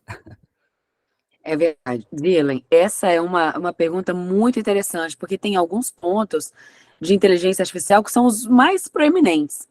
Talvez o mais, ou pelo menos está aí num top 5, é a questão do impacto da inteligência artificial no trabalho, em várias dimensões do trabalho, tá? O que está sendo discutido hoje? Especificamente sobre, e aí falando em termos gerais, tá? Não falando especificamente sobre o trabalho de tradução. A gente vai ter um impacto. Isso é um fato. A gente já observa esse impacto em eficiência, em produtividade, em barateamento de custo. E a gente vai ter um momento em que várias pessoas vão perder os seus trabalhos, vão ser inempregáveis. O próprio Elon Musk, que é o cara, né, o capitalista, falou em renda mínima universal. Então, assim, a gente precisa começar a se preparar para o que está vindo em termos de influência no trabalho. Mas, dito isso, tem um contraponto aí. A inteligência artificial, da forma como ela é modulada hoje, ou seja, ela não faz um trabalho criativo, mas ela faz um trabalho preciso em termos de operações matemáticas, e, enfim, é uma matematização que é feita do texto, a matematização que é feita do livro, do poema, da imagem, para poder aquela inteligência artificial trabalhar. Mas o contraponto que se faz é o seguinte: nem sempre é possível adequar perfeitamente os fatos da vida a essa matematização. Então, eu vou ainda precisar de um expert para fazer a revisão desse trabalho. Então, aí não seria totalmente eliminado, alguns postos de trabalho não seriam totalmente eliminados, porque eu precisaria de alguém para revisar o que essa inteligência artificial está fazendo. Sobre a questão dos direitos autorais que levantou, eu acho que aí se encaixa também a questão da tradução, né? Porque apesar de você conseguir fazer uma tradução cada vez melhor, ainda tem algumas nuances que só o tradutor que conhece aquela língua, conhece aquele autor, e por isso que normalmente os tradutores, pelo menos no direito, são pessoas que têm contato, tiveram algum contato com aquele autor para entender como ele pensa. Eles precisam ainda existir para que aquela obra fique adequadamente traduzida para uma outra língua. Agora, a questão dos direitos autorais da tradução, eu acho que é muito interessante, porque, veja bem, se eu tenho direitos autorais sobre a tradução, ponto. Mas se eu utilizo uma inteligência artificial, por exemplo, para fazer a tradução de um texto, ela vai ter direitos autorais para quem? A US Copyright Office, a USCO, decidiu que o que vem de inteligência artificial não tem direito autoral. Então, eu simplesmente não vou ter direito autoral sobre tradução nenhuma, eu vou ter um ganho financeiro em cima daquela tradução, sem que ninguém receba por isso. A editora que vai acabar recebendo todo o lucro no final das contas, e mais, aquela obra que a editora está alimentando nessa máquina de traduzir, ela é protegida por direitos autorais. Só que tudo que eu incluo dentro dessa máquina de traduzir acaba virando propriedade, vira informação para a empresa que é dona do software, ou do programa, ou da máquina, do robô. E aí, como é que a gente vai enfrentar isso? Eu, editora, vou conceder direitos autorais para um terceiro no negócio que eu estou querendo traduzir, né? E aí a gente fica fica nesse embate. Nós vamos fazer essa opção, né? Me parece, Dirlen, que é tudo uma questão de opção. Como nós vamos querer, enquanto sociedade, operar com isso? Parece que vai ter freio no desenvolvimento dessas tecnologias? Não, me parece que vai ter um freio no desenvolvimento dessas tecnologias. Mas nós precisamos estabelecer limites para ver quanto nós quisemos, quanto dela nós queremos usar, né? Eu acho que o exemplo da tradução se adequa perfeitamente a esse caso, dos impactos da IA no trabalho.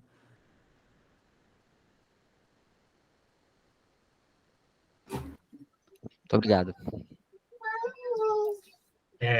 Essa preocupação do professor Dirlen, o Itaí levantou a mão antes, Luca, aí depois eu passo para você. Essa preocupação do professor Dirlen me lembrou uma vez em que estava durante o mestrado, eu estava com um livro em português, a minha professora, por ter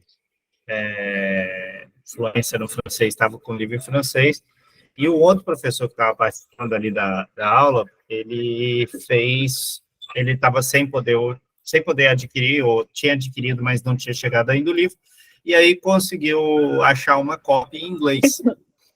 E aí, num determinado momento, a gente ficou confrontado com uma leitura, e aí chegamos num ponto em que falamos, mas o filósofo jamais falaria exatamente isso aqui. Tem algo muito errado nisso aqui. E no inglês, estava claro que não era aquilo que estava no português, e no francês também não. Então, assim, quando foi ver quem é que tinha traduzido, que é o que o professor Dirlen colocou, né, quando o livro é bem trabalhado, tem uma edição, aparece o nome do tradutor. O tradutor é responsável por aquilo. Por quê? Porque traduzir não é simplesmente pegar a palavra e falar, essa palavra é igual a essa, né? Existe uma ideia de conceito, você tem que ter conhecimento sobre aquilo que você está traduzindo, né? E isso é uma coisa que a máquina não tem capacidade de refletir, ela não tem essa concepção ou, na verdade, para ela ter essa concepção, ela precisa ter um banco de dados ainda muito mais gigantesco do que ela já tem hoje. Talvez a gente esteja alimentando um banco de dados pelo qual ela vai fazer uso mais tarde para ter essa concepção. Me parece que ela nunca seria capaz de ter essa sensibilidade. Eu acho que eu vou concordar com o Luciano Floridi nessa. Me parece que ela não teria essa sensibilidade, daí o problema. E aí entra exatamente a figura do expert, né? Assim, eu quero acelerar o trabalho de tradução, tá bom, mas eu preciso que alguém que conheça bem aquela língua e conheça como aquela pessoa pensa, consiga fazer uma revisão. Então, eu posso usar como ferramenta, mas não como destino final. Sim. Mas também é uma opção, né? Perfeito, professor. Eu lembro o Flusser, que foi citado aqui, ele falava que se a gente tivesse uma máquina para prever tudo que o ser humano poderia criar, precisaria ter uma máquina ainda maior que pudesse prever todos os erros dessa primeira máquina. Então, assim, isso ia virar uma escala infinita, onde uma máquina teria que prever o erro da outra e por aí vai. Itaí, você levantou a mão antes, não está mais levantado? Como é que está? Só está o Luca? Estou aqui. Pode falar? Pode. Queria... Então, fique à vontade. Primeiramente, boa noite, né? Eu sou o Itaí, sou do Media Lab também, orientando do Dell. E eu queria trazer 3 pontos que eu achei interessantes quando você falou sobre criatividade, lá na parte também sobre os direitos autorais, né? Sobre o material, o suporte onde essa, essa ideia chegou a ser tangível, né?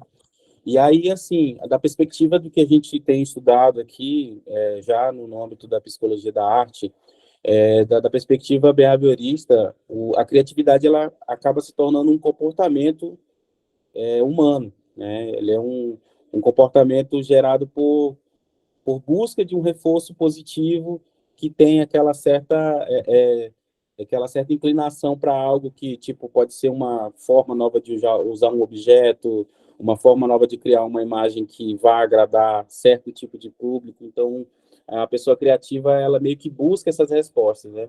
E aí, quando fala sobre essa questão da criatividade, que a gente embate, a máquina ela não vai ter um comportamento, né? Ela vai ter um algoritmo que pode ser similar a um comportamento humano, mas a criatividade ela torna-se mesmo um comportamento. E aí vem a questão do direito autoral, de quando a gente pega a nossa ideia e coloca no prompt, né?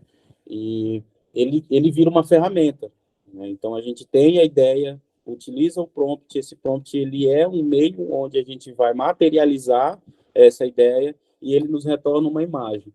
E aí a primeira questão que me surgiu é qual foi o suporte que isso foi materializado para a gente ter acesso a esse direito sobre a produção, né? Já que nós estamos com o prompt ali trabalhando, a IA generativa ela é a nossa ferramenta e ela vai gerar, né, essa ideia, ela vai produzir para a gente a partir da nossa reflexão. E aí, no terceiro momento que eu anotei aqui, você falou sobre a black box, né, essa caixa preta, e a grande questão atual, que é sobre o que está acontecendo nesse treinamento, o treinamento e opacidade, e que dentro disso acaba se não tendo acesso a esse processo, né, e é uma grande questão. E aí me veio uma reflexão sobre nós, como quando estamos no âmbito acadêmico, quando estamos estudando, a partir da nossa formação como artista, eu também sou músico, a gente tem acesso a essas obras, a gente tem acesso aberto a essas obras, sendo iniciante ou sendo já a nível profissional. Então, a gente tem acesso a diversas obras, essas obras elas vão fazer parte das nossas leituras, e que depois a gente vai fazer releituras em cima, a gente vai fazer reflexões em cima dessas obras. Então, tipo assim, esse processo, ele é a nossa black box, né? Então, a gente colocando isso em cima de uma IA generativa, ou em cima de uma ferramenta dessa, com inteligências artificiais, eu fiquei me questionando se nesse momento não abriria alguma brecha que poderia causar um precedente que a gente poderia até receber de forma negativa, né? Porque cada artista ele já tem essa black box que não é intocável, ele é dele, é o que faz ele gerar a sua obra, que é como a gente um processo de antropofagia de gerações por gerações, né? A gente pega várias obras, às vezes nossas referências, e produz algo novo de forma criativa. Então, mesmo que as IAs tenham esse processo, a gente tocando nesse ponto não abriria uma brecha que poderia até resvalar na gente, como um tiro que saiu pela culatra? Boa, gostei do tiro pela culatra, é interessante essa colocação. Eu vou retomar a seu primeiro apontamento sobre o prompt, né, e a utilização da inteligência artificial enquanto ferramenta. Olha, quando a gente coloca o prompt, a gente coloca uma ideia. E a ideia, ela não é protegida por direito autoral. Por mais que você tenha colocado ela, escrito esse prompt lá, aquele prompt é uma ideia. Então, você não vai conseguir proteger aquele prompt com uma ideia. Até porque, se você jogar o mesmo prompt várias vezes, vai apresentar várias coisas diferentes, em níveis de diferença, em uma escala aí, enfim, né? Você pode ter uma coisa X, uma coisa arquiteta, sei lá, qualquer coisa. Então, não me parece que daria para proteger uma imagem feita com uso de inteligência artificial por conta do prompt. Por quê? Lembra quando eu falei daquela questão da assinatura do programador, de como que foi feito o próprio desenvolvido, o próprio programa? Então, assim, sem o programador fazer aquilo lá, aquilo ali nunca existiria. Mas, ao mesmo tempo, eu não tenho uma intencionalidade, nem do programador, nem da máquina, para poder fazer aquela obra específica, materializar aquele seu prompt. Diferentemente seria, por exemplo, se você usa ele como ferramenta de insight. Pô, eu tô querendo fazer uma imagem assim, uma música assim, que tenha essa batida, que tenha esse estilo, que tenha essa harmonia, que tenha um sentimento, que transmita um sentimento tal. E aí você começa a passear pela inteligência artificial para ela te dar alguns exemplos. E a partir daquilo ali, você cria o seu. Mas, pô, que ideia bacana. Então, no final das contas, a inteligência artificial te deu uma ideia, de novo. E aí você produz em cima daquilo. Então, aí me parece ser protegível por direito autoral. Agora, a questão da black box, do tiro sair pela culatra, né? Eu acho que tem uma diferença. Vamos lá. Em texto escrito, tem muito disso, né? A gente tem os plágios, as cópias, e no final das contas, ao fim e ao cabo, só plagia mesmo, só quem vai ser acusado de plágio é quem não está no topo da cadeia alimentar. Porque o cara que está no topo, ele pode falar o que ele quiser, roubar ideias de quem quiser, copiar o texto de quem quiser, que ele não vai ser questionado. Porque ele mesmo vai ser a própria segurança, né? O currículo do cara, ou da mulher, o nome, a história, é que vai fazer. Agora, quando você não está ali no topo, aí você começa a sofrer com isso. Quem faz aí trabalho escrito acadêmico, sua com isso, né? Busca referência, você nunca pode falar nada sozinho. Se você falou uma coisa que outra pessoa falou, você tem que trazer essa referência. E aí, me parece algo assim, sabe? A gente tem a nossa black box na nossa cabeça, é claro. E aí eu me pergunto até, Itaí, se existe conhecimento inédito. Se efetivamente existe alguma coisa nova. Porque a gente o tempo todo está sendo influenciados por coisas já existentes. Então, eu só consigo criar algo novo a partir de algo já existente. Eu não consigo tirar uma coisa que simplesmente nunca existiu na face da Terra sem influência nenhuma, né? Então, eu vou passar por isso, né? Mas aí, para fins de legislação, mesmo que eu tenha uma modificação importante numa ideia anterior, traga uma perspectiva nova, mas partindo de uma ideia anterior, eu poderia proteger ela com direitos autorais ainda assim, na medida em que que aquela relação nova foi feita, né? Eu posso pegar duas coisas que já existem e fazer uma correlação que ninguém nunca fez, mas eu estou fazendo algo em cima de ideias já pré-existentes. Agora, a gente reclamar da opacidade da máquina não me parece um problema para a mente humana, porque a máquina ela foi feita com um escopo de programação para fazer tal coisa. E se ela se alimenta de dados que têm um direito de imagem, de privacidade, imagine o que você quiser sobre aquele dado, e eu dou para aquela máquina aprender, e eu não sei o que ela faz com aquele dado, eu vou ter um problema muito grande. E aí eu posso descambar para outras coisas que, dentro de vieses, por exemplo, eu nunca vou saber por que aquela máquina, quando eu peço a imagem de sei lá, de um advogado, ou inglês, que não tem a diferença entre feminino e masculino, por que sempre vai aparecer homem? Porque eu não sei os dados que foram alimentados, né? Agora, eu, pessoa, eu posso ter, e a isso, eu posso sempre representar um advogado como homem, porque eu tenho essa pré-concepção.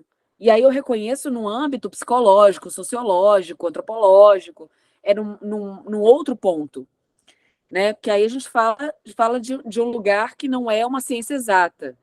A inteligência artificial, enquanto matematização, que utiliza os dados da vida, que são matematizados para que ela possa operar, aí me parece que a gente precisa ter um maior cuidado, né? Porque a discussão já se ela tem esse apelo de precisão, esse apelo de certeza, a gente precisa saber exatamente o que acontece.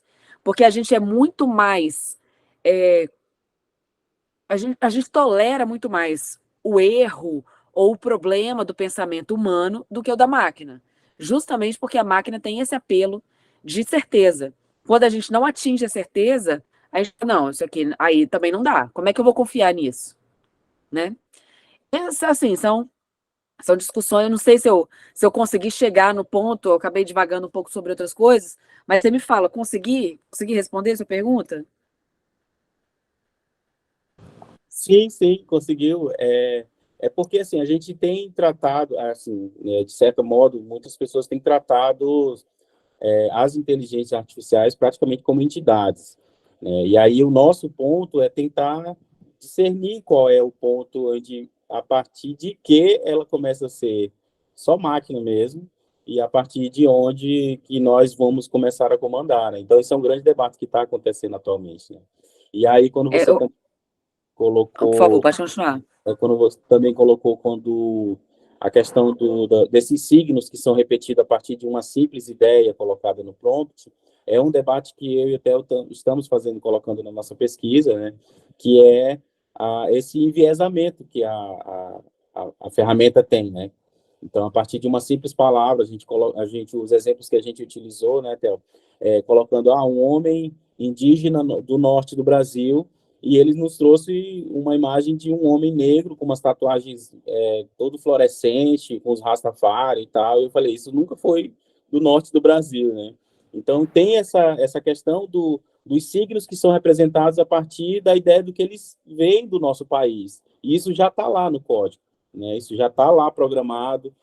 As imagens que estão sendo utilizadas nos bancos de imagens já são pré-selecionadas, esses algoritmos já têm um viés ideológico. E aí, isso é uma reflexão que a gente vem trazendo, porque a partir do momento que a gente faz esse embate, é uma coisa de a Skynet, né? Aquela ideia que a gente acaba divagando também, né? Se voltar de forma negativa para a gente, né? Mas vocês também têm black box, então peraí, como é que ficaria, né? Mas foi mais para dar essa acalentada na conversa, mas adorei todas as abordagens, acho que tem muita coisa para a gente aprender e colocar na nossa pesquisa, né, Theo? Obrigado. Valeu, Itaí, obrigada, eu que agradeço. Agora, obrigado, aí, a pergunta ótima também. Agora fica só o Luca, e aí a gente pode encerrar, gente. Luca, pode fazer sua pergunta. Opa, boa noite. Só fazer um levantamento aqui, ó, bem rápido, porque eu vou pegar o ônibus aqui do Campus 3. Peraí, só um minutinho, eu tinha anotado, porque é realmente muita coisa que compreende essa parte de inteligência artificial. Quando o professor tinha começado essa pesquisa, acho que foi no início do ano passado que ele estava com essa intenção, eu não estava tão interessado ainda e tal, mas conforme o tempo foi passando, foi se mostrando essencial essa questão da inteligência artificial, o como ele permeou toda a sociedade globalmente, né? Porque tem a questão do texto, tem a questão das imagens, aí tem a questão da produção, como ela é afetada, como os trabalhos eles são afetados. E eu sempre mostrei minha posição em relação à inteligência artificial, que, tipo assim, a inteligência artificial, no estado que ela está, ela é uma ferramenta, né? A gente utiliza ela como ferramenta, seja o ChatGPT, seja o Midjourney, mas a questão é que, tipo, primeiro, a pessoa pode não usar como ferramenta, pode simplesmente pegar aquilo que ela gerou e entregar como produto final, que realmente é um problema, né? E também tem a questão de que, ao ser usado como ferramenta, as empresas, elas tentam desvalorizar o nosso trabalho, né? Tipo, tentam botar uma pessoa para fazer o trabalho de 10, porque você tem a inteligência artificial, agora você vai trabalhar mais e ainda por cima vai receber muito menos, né? Tipo, tem essa questão. Realmente um dos grandes desafios para a gente agora é, tipo, pesquisar sobre a inteligência artificial, fazer muita pesquisa em diversos âmbitos, né? Tipo, seja no ramo da arte, do trabalho, da parte de direito, justamente para, tipo, correr atrás dessa questão, né? Porque, de novo, nosso trabalho pode ser desvalorizado, porque está usando inteligência artificial, e as empresas não têm medo, não têm, tipo, receio nenhum de passar por cima das pessoas, do que for preciso, para poder aumentar os lucros, né? Vai ter que, tipo assim, dá para substituir as pessoas por IA? Substitui. Dá para fazer isso, dá para fazer aquilo? Um bom exemplo é o que tem acontecido, né? Tipo, o uso de imagem de pessoas que já faleceram, tipo, de artistas. E agora os artistas provavelmente vão estar, tipo, um pouquinho mais atentos com isso, vão assinar termos que vai dizer assim, eu proíbo recriação, mesmo que a minha família tenha autorizado. Beleza, mesmo que isso funcione, e o que não é garantido até agora, e acho que é só isso que eu queria perguntar e tal, o que você acha sobre isso? Tipo, as pessoas vão assinar esses termos daqui para frente, mas ainda vai ter, tipo assim, anos de pessoas, de celebridades que passaram, não assinaram esses termos e podem ter suas imagens utilizadas. Eu queria saber, nessa parte, o que você acha?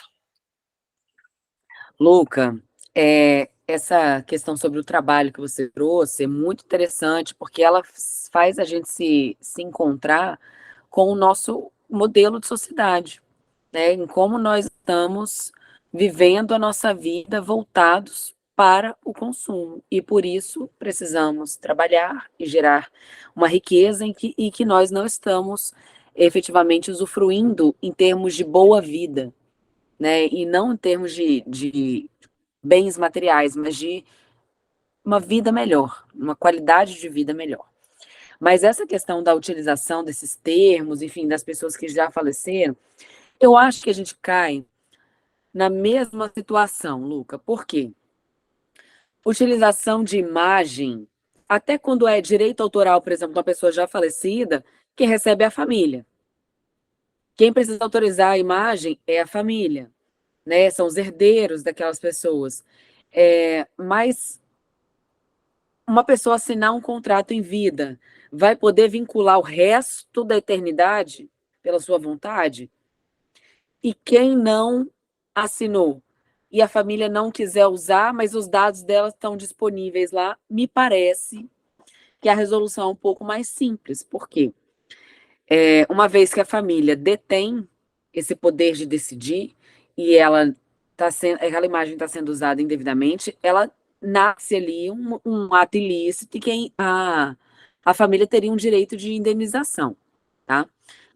Mas acho que a questão mais relevante no final das contas é que as pessoas, e aí muito mais saindo do direito e partindo aí para uma filosofia, para o existencialismo, é que as pessoas vão viver para sempre agora, né? Não, sem o seu corpo físico, sem o seu raciocínio, mas ela vai ser vista, ouvida por quantas gerações? E se eu cair no problema da família poder autorizar ou não, pensem aí sei lá, numa Marilyn Monroe. Ela teria hoje netos, bisnetos. Quanto tempo ela poderia vincular a vontade dela se ela tivesse estipulado que não queria que utilizasse a imagem dela? Durante quantas gerações eu vou precisar fazer essa conta? Mas chega uma hora na contagem de gerações que vira gente pra caramba. E aí, quem é que vai poder autorizar ou não autorizar? Como é que vai ficar? Quem que vai receber ou não vai receber os direitos disso? Né? Então, o fato é que a tecnologia criou um problema gigantesco para a nossa única certeza da vida, que é a morte. Né? A gente vai ter que fazer, de novo, acaba ficando repetitivo, mas a gente vai precisar fazer opções. A gente vai precisar discutir enquanto sociedade o que nós vamos aceitar ou não. né? O que que vai ser aceitável, o que que vai ser bom, o que que não vai ser. Daí a necessidade de um debate democrático, de um debate qualificado, em que seja ouvida a sociedade civil, todos os setores. E são questões tão sensíveis para a própria existência humana que a gente não vai bastar ouvir os juristas, não vai bastar ouvir os antropólogos, não vai bastar ouvir os historiadores, tem que ouvir todo mundo, tem que ouvir os psicólogos, tem que ouvir os destinatários. Enfim, exatamente, ó, até quando a máquina não decidir por nós, né? E aí já são outros 500, né? A gente vai aceitar, né? A máquina decidir a gente, nós vamos nem poder pedir para uma pessoa, né? Eu me incomodo de fazer aquele autoatendimento eletrônico no telefone, que eu gosto de falar com uma pessoa, quiçá a máquina decidir uma coisa por mim, né? Então, volto de novo, Luca. Volto de novo é ótimo, né? Volto naquela questão. Precisamos fazer opções, precisamos ter um debate amplo e democrático sobre esse assunto. Ai, ótimo, nossa, eu não tenho palavras para agradecer, professora, foi fantástico. Eu, eu sinto muito pela sua voz, porque parece que está piorando agora, depois de falar tanto. Mas realmente foi muito elucidativo, foi uma experiência fantástica ouvi-la. Parabéns. E estamos aqui, se quiser outros momentos, participar com a gente, alguma discussão, a gente vai mantendo você informada sobre outras palestras e eventos que a gente for pautando aqui, que nós estamos realmente preocupados com essa questão da democratização, da representação imagética, né, além de outros cenários que estão sendo construídos, nós também estamos vendo um apagamento de várias culturas, né, e a gente está demonstrando isso através da nossa pesquisa. Estamos tentando também avaliar o uso dessas inteligências como aliados na elaboração de metodologias que permitam melhorar a nossa sala de aula, né? Sabendo que os alunos já estão fazendo uso dessas ferramentas, então a gente tem que se adequar a esses processos. Então é isso, professora. Agradeço demais, meus parabéns. Obrigado, muito bom. E fico muito grato pela senhora ter aceitado o convite. Eu que agradeço. Foi um prazer quando eu recebi esse convite. Eu fiquei muito feliz. Acho que é uma área que eu tenho o maior prazer de falar, que eu tenho pesquisado muito, então quero contar para as pessoas o que eu tenho descoberto. Então, muito obrigada. E sobre a minha voz, fica tranquilo que aqui a gente está de férias, então meus alunos não vão ser obrigados a ouvir minha voz assim, só volta lá em agosto, então tem mais que tempo para poder voltar ao normal. Muito obrigada a todos que participaram, agradeço muito pela participação. Quem fez pergunta, quem mandou no chat, quem está assistindo até agora, a Unifespa por ter promovido o evento e ao Theo, foi esse querido que me convidou para cá. Gente, muito obrigada. Excelente noite para vocês. Igualmente. Até mais, gente. Todo mundo, boa noite.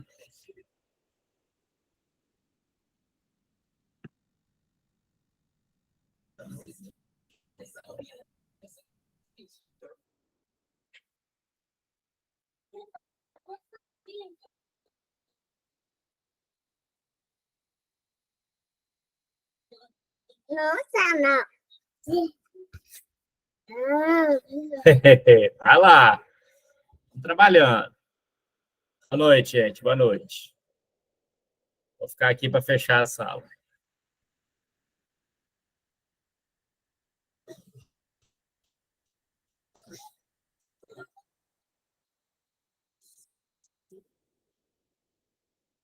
Aqui, olha.